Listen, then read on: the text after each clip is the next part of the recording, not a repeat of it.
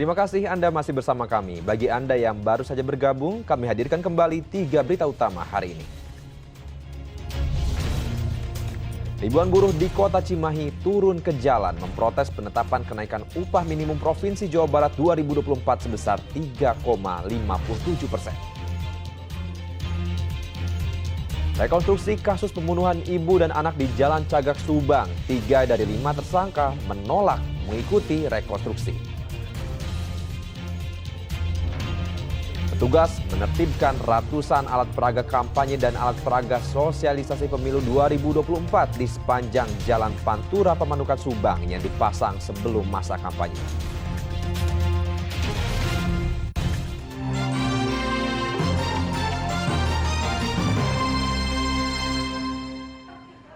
Polda Jabar menggelar rekonstruksi kasus pembunuhan ibu dan anak di Jalan Cagak Subang. Dari kelima tersangka, hanya Yosep dan Danu yang mengikuti rekonstruksi. Sedang istri muda Yosep dan 2 anaknya menolak mengikuti rekonstruksi.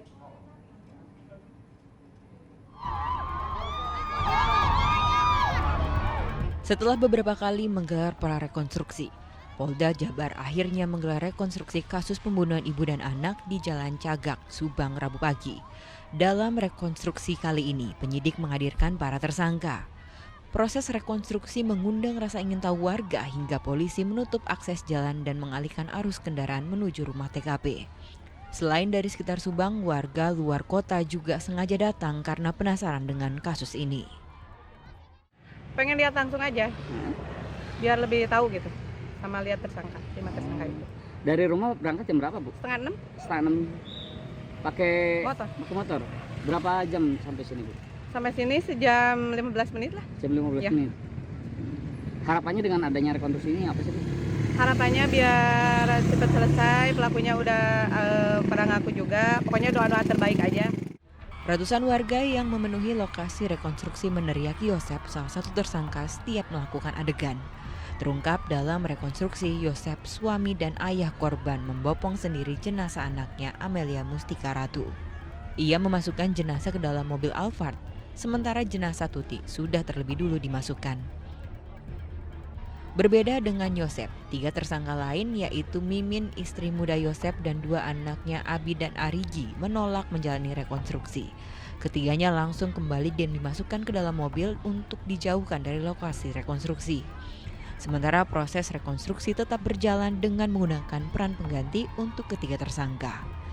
Ketiga tersangka membantah terlibat dan tengah menunggu sidang pra-peradilan penetapan mereka sebagai tersangka yang telah diajukan. Apalagi rekonstruksi dilaksanakan hanya berdasarkan keterangan tersangka Ramdhanu. Mereka masih meyakini dan sampai hari ini meyakini bahwa mereka tidak pernah terlibat apa yang terjadi di tanggal 17 Agustus 2021 malam.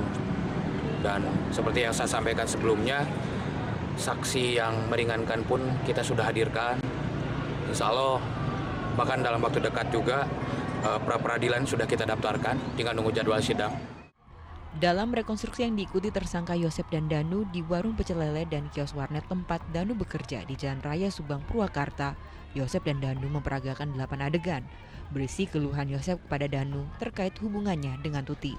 Selanjutnya rekonstruksi dilakukan di lokasi kedua di rumah utama tempat pembunuhan, Kampung Ciseti, Jalan Cagak, Subang. Di sini diperagakan sejumlah adegan sejak para tersangka datang hingga pembunuhan terjadi. Polisi memastikan Yosep Hidayat menjadi eksekutor pertama menghabisi kedua korban dengan golok dan stik golf. Masalah utama yang menjadi pemicu adalah persoalan uang. Masalah uang. Jadi tadi tergambar dari rekonstruksi bahwasanya Yosep ingin mengambil uang di kamarnya Amel, kemudian dihalangi oleh Tuti sehingga terjadi pertengkaran dan Yosep melakukan pemukulan menggunakan golok. Selanjutnya menggunakan stik golok. Berapa nilai uang yang akan diambil oleh Yosep itu di yang sudah diamankan kemarin ada 30 juta. 20 juta. Oke. Uang pribadi apa jelasnya? Apa ada sangkut pautnya Itu dengan yayasan? uang keluarga ya. Itu ya sumbernya di sana juga. Usai rekonstruksi, penyidik akan kembali melakukan pemberkasan agar kasus ini bisa dilimpahkan ke kejaksaan. Kasus pembunuhan terhadap Tuti Suhartini dan Amelia Mustika Ratu menjadi perhatian publik setelah sempat menjadi misteri selama 2 tahun. Zainal Arifin melaporkan dari Subang. Kasus penganiayaan terhadap anak yang dilakukan orang tua kandung kini memasuki ranah hukum. Sang anak didampingi keluarganya melapor ke Polres Kota Banjar. Bocah korban penganiayaan oleh kedua orang tua kandungnya kini melapor ke Polres Kota Banjar. Korban yang didampingi bibinya diterima di Unit Perlindungan Perempuan dan Anak Polres Banjar. Menerima laporan itu, polisi masih melakukan pemeriksaan terhadap korban serta melakukan visum. Si korban anak inisial A ini sedang kita bawa oleh unit PPA didampingi oleh keluarga korban dan dari TP2 Kota Banjar ke Rumah Sakit RSUD Banjar untuk dilakukan visum. Selanjutnya setelah menerima laporan kemudian kita lakukan visum, kami akan melakukan proses penyelidikan, pengumpulan saksi-saksi dan alat bukti yang ada kaitan dengan dugaan kejadian tersebut. Kasus penganiayaan anak oleh orang tua kandungnya juga mendapat perhatian dari Wali Kota Banjar. Wali Kota bersama Dinas Pendidikan dan Kesehatan mengunjungi korban yang dirawat di rumah pamannya di Desa Neglasari, Kecamatan Banjar. Wali Kota menjanjikan akan memperhatikan kebutuhan sang anak, bahkan mau membantu dan merawat korban. Insya Allah lah kita tangani, diurus segala macamnya. Dan saya terima kasih Ibu Titin, luar biasa. Ibu super hebat ini Ibu Titin ya. Dengan keterbatasan beliau mau mendampingi kembali. Jadi nanti kita bantu kartu BPJS-nya, kartu KIS-nya, untuk pendidikan di SLB, untuk kesehatannya juga harus di fokus ya, karena ada sesuatu gitu. Nah yang lain-lainnya mah nanti aja ya. Korban sebelumnya dirawat di rumah sakit setelah kabur dari rumahnya dan ditemukan warga dalam kondisi memprihatinkan. Kini korban telah kembali sehat dan tinggal di rumah kerabatnya. Eko Setiabudi melaporkan dari Banjar. Dua orang lelaki pembobol sebuah toko kelontong dan rumah warga di Kota Tasikmalaya ditangkap polisi. Keduanya ditangkap setelah terekam kamera pengawas.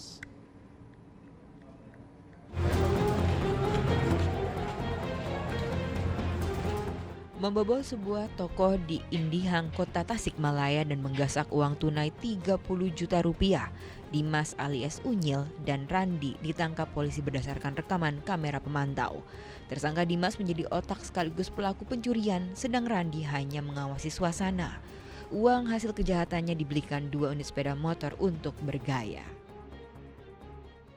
Tersangka ini, 2 orang ini juga melakukan hal yang serupa dengan melakukan tindak pidana pencurian dengan pemberatan di salah satu perumahan, yaitu BSM yang berada di Kecamatan Indihang. Dari hasil kejahatan tersebut kemudian berhasil tersangka raup keuntungan sejumlah 110 juta rupiah. Terutama untuk saudara DU ini sudah sering melakukan aktivitasnya pencurian. Tapi hasil yang kemudian dikumpulkan informasi tersebut kemarin hanya sebatas pencurian dilakukan di masjid-masjid tertentu. Tersangka Dimas yang baru berusia 19 tahun rupanya sejak remaja sudah sering berurusan dengan polisi. Ia pernah 2 kali ditangkap warga karena mencuri kotak amal. Namun bukannya tobat, tapi justru setelah dewasa berani mencongkel rumah. Hasil dari Eko Setiabudi melaporkan dari Kota Tasikmalaya. Polres Subang merazia pengendara motor yang tak memakai helm dan menggunakan knalpot bising atau bronks. Razia di jalur Pantura Subang itu menilang puluhan motor.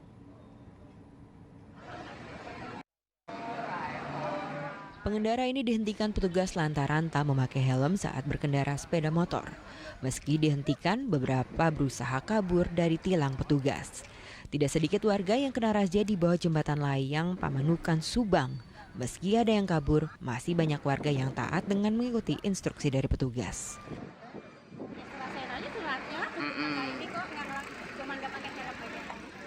Tapi dikasih helm tadi? Hah? Dikasih helm?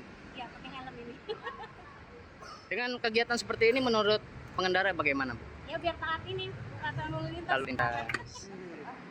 Selain merazia pengendara motor yang tak memakai helm, petugas juga merazia motor yang menggunakan knalpot bising alias knalpot bronks. Hal itu sesuai aturan Undang-Undang Nomor 22 Tahun 2009 tentang lalu lintas dan angkutan jalan. Untuk melakukan penindakan hukum terhadap kendaraan yang menggunakan knalpot brong.